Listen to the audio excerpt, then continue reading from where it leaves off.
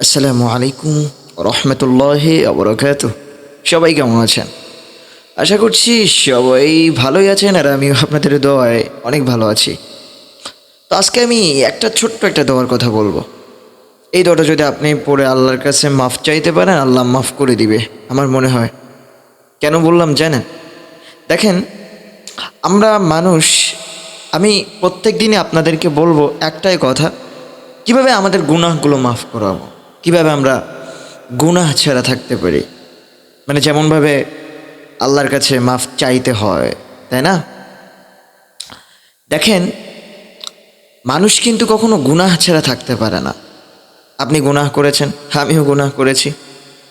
আপনি হাজারই মাফ চান না কেন, আপনি অনেক কয়বার আল্লাহর কাছে মাফ চেয়েছেন, আবার সেই একই গুনাহ আপনি করতেছেন, একই গুনাহ। এখন ভাবতেছেন যে আল্লাহ কি আমার এত বড় গুনাহ আজও কি মাফ করবে? আমার তো মনে হয় না যে আল্লাহ মাফ করবে।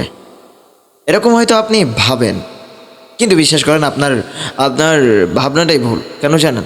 কারণ আল্লাহ না, মানে আমরা যদি গুনাহ করতাম না এবং গুনাহ না করে আল্লাহর কাছে যদি মাফ নাও চাইতাম, কিংবা আমরা যদি গুনাহ না করি, আল্লাহর কাছে মাফ নাও চাই, আল্লাহ কিন্তু কোনো কিছু যায় আসে না। কিন্তু আমরা যদি গুনাহ না করতাম, আল্লাহর কাছে মাফ না চাইতাম, তাহলে কিন্তু আল্লাহ অন্য আরেকটা জাতি সৃষ্টি করত। তার মানে কি বোঝা গেল জানেন? আল্লাহ পাক এটাই সব থেকে বেশি পছন্দ করে, সব থেকে বেশি লাইক করে। আমার বান্দা গুনাহ করবে, আমার কাছে মাফ চাইবে, এটাই আমি আল্লাহ সব থেকে বেশি পছন্দ করি।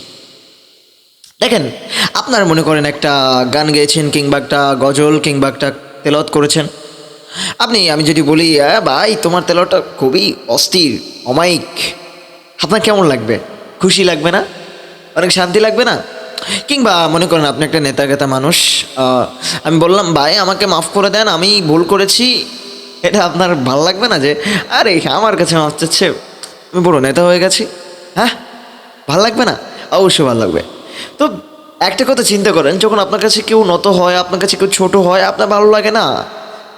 কিন্তু আমার মাওলা, উনি কোনো নেতা নন, উনি এমন একজন মালিক, যে মালিক সারা বিশ্বের মালিক, সারা, আল্লাহু আকবার, আসমান জমিন, আরে আপনারও মালিক তিনি। আপনি যে চলাফেরা করেন না, যে হাত পা দিয়ে এবং যে হাত দিয়ে মারামারি ঘুষাঘুষি করেন না, সে হাতও কিন্তু এই মাওলার সৃষ্টি। এই জন্য যখন একটু হাত ছোড়াছড়ি করবেন, একটু নিচে থেকে খেয়াল করবেন। হ্যাঁ, একটু ভাববেন যে আমার হাতটা কার বানানো, এই হাতটা আপনার কাছে আমানত। এই হাত দিয়ে যখন একজনকে ঘুষি মারবেন, তখন এই হাতের আমানতের খেয়ানত করা হবে। আল্লাহ তো এই হাত আপনাকে ঘুষি মারার জন্য দেই নাই, তাহলে কেন মারামারি ঠেসাঠাসি? ঠিক আছে? তো যাই হোক, যে কথাটা আমি বলতেছিলাম, আপনি যেমন খুশি হবেন, তেমন আল্লাহও খুশি হবে। আল্লাহর কাছে মাফ চাইলে অনেক খুশি হবে। দেখেন, আপনি যদি ভাবতে পারেন যে আমি অনেক গুনাহ করেছি, এই গুনাহ আল্লাহ সহজে মাফ করবে না, আমি বলবো কি জানেন? একটা ছোট্ট একটা ঘটনা বললে আপনারা বুঝতে পারবেন। মুসা আলাইহিসসালাম আল্লাহর সাথে দেখা করতে, আল্লাহর সাথে কথা বলতে গেছে। এখন আল্লাহ বলতেছে, মুসা, তোমার তোমার এলাকায় একটা লোক আছে, যে লোকটা গুনাহ করে আবার মাফ চায়, গুনাহ করে আবার মাফ চায়, বলে যে আমি আর কখনো গুনাহ করবো না, আবার সেই গুনাহ করে। তো মুসা, আমি জাস্ট বিরক্তকর হয়ে গেছি, ওই লোকটা যেন আর গুনাহ না করে। এইবার কিন্তু লাস্ট সুযোগ, এবার যদি গুনাহ করে, আমি আল্লাহ ওর আর মাফ করতে পারবো না, ব্যাস। এখন মুসা আলাইহিসসালাম বলতেছে, ঠিক আছে আল্লাহ, আমি বলে দিব।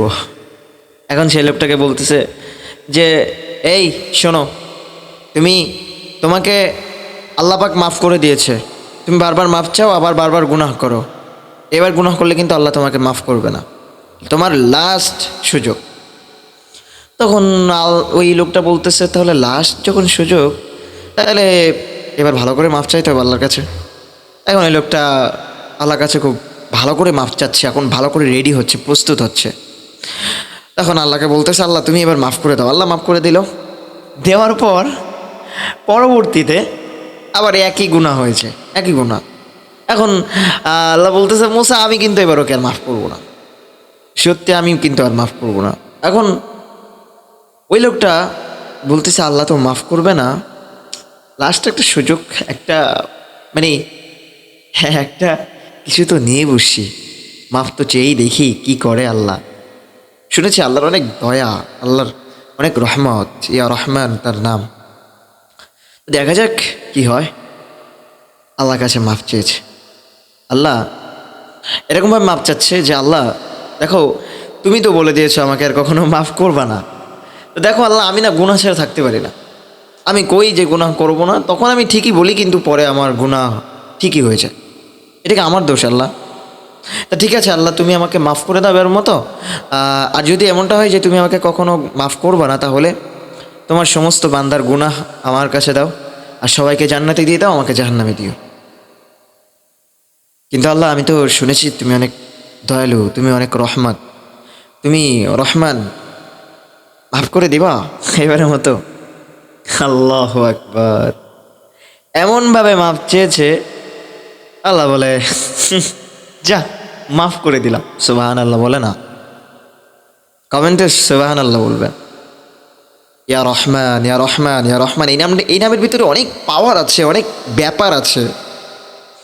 তোমরা হয়তো বুঝতে পারছো না যে এই নামে সত্যি একটা ব্যাপার আছে এই নামে। কিন্তু এই জন্য যখন গুনাহ করে ফেলবেন, ইয়া রহমান, ইয়া রহমান এরকমভাবে একটা ডাক দিবেন, দেখবেন সব ক্লিয়ার, আপনার গুনাহ মাফ হয়ে গেছে। ঠিক আছে, শুধু আল্লাহকে খুশি করতে হবে। আল্লাহ তো এমনি আপনার প্রতি খুশি আছে, আর এমন কোনো কাজ করবে না যাতে আল্লাহ আপনার প্রতি রাগান্বিত হয়। আল্লাহকে খুশি করার চেষ্টা করবেন, পারবেন ইনশাল্লাহ। তো এই ইয়া রহমান এটুকু বললে হবে। ঠিক আছে, আমি কোনো দলিল দিচ্ছি না যে ইয়া রহমান বললে আপনার জীবনের সব গুনাহ মাফ হয়ে যাবে, এমন বলতেছি না। ইয়া রহমান বলে ডাক দেন না, ইয়া রহমান, হ্যাঁ ইয়া রহমান বলে শুধু এটুকু ডাক দেন, আল্লাহ ইয়া রহমান, মাফ করে দিবে। আমার বিশ্বাস যে আল্লাহ মাফ করে দেবে। দেখেন, গুনাহ মাফ করে নেওয়া এর মতো মানে সহজ বিষয় আর কিছু নাই। আপনি একটা পানির বোতলে কিংবা পানির পাত্রের ভিতরে পানি হাত দিবেন, সহজে আপনার হাতটা ভিজে যাবে। এর থেকে সহজ গুনাহ মাফ করা। সুবহান আল্লাহ বলবে না? তো যাই হোক, এটাই ছিল আজকে আমল। ভালো থাকবেন সবাই। আমি ছোট ছোট করে ইনশাল্লাহ প্রত্যেক দিন আপনাদেরকে বোঝানোর চেষ্টা করব। আল্লাহর কাছে মাপ চান, মরবেন তো একদিন, বাঁচবেন না তো? বাঁচবেন না বলেন? বাঁচবেন? বাঁচবেন না, মারা যাবেন, সবাই মারা যায়। আপনিও মরবেন রে ভাই, মরবেন। একজন দেখেন আর দুইজন দেখেন, সবাই দেখতেছেন তো নাকি? মরতে হবে, সবাইকে মরতে হবে। এই জন্য গুনাহটা মাফ করে নিয়ে তারপরে কবরে যান যদি বাঁচতে চান, যদি আযাব থেকে মুক্তি হতে চান। বুঝেন এই কথা? বুঝছেন কথা? বুঝছেন? আল্লাহ আমাদের সবাইকে তৌফিক দান করুক। সবাই বলেন আমিন। তো আমার জন্য সবাই দোয়া করবেন। আর যে চ্যানেল থেকে ভিডিওটা দেখছেন, অবশ্যই চ্যানেলের যদি নতুন মেহমান হয়ে থাকেন, অবশ্যই সাবস্ক্রাইব করে দেন, আর পাশে থাকা বেল বাটন চেপে দেন, যাতে পরবর্তী এরকম ধরনের ভিডিও পেলে আপনি পেয়ে যান। আর সবাই সাপোর্ট করবেন, আর যদি পছন্দ না হয় সেটা আপনার বিষয়। আচ্ছা, তাহলে বিদায় নিচ্ছি আপনাদের মাঝ থেকে এখন। আসসালামু আলাইকুম ওয়া রাহমাতুল্লাহি ওয়া বারাকাতুহু।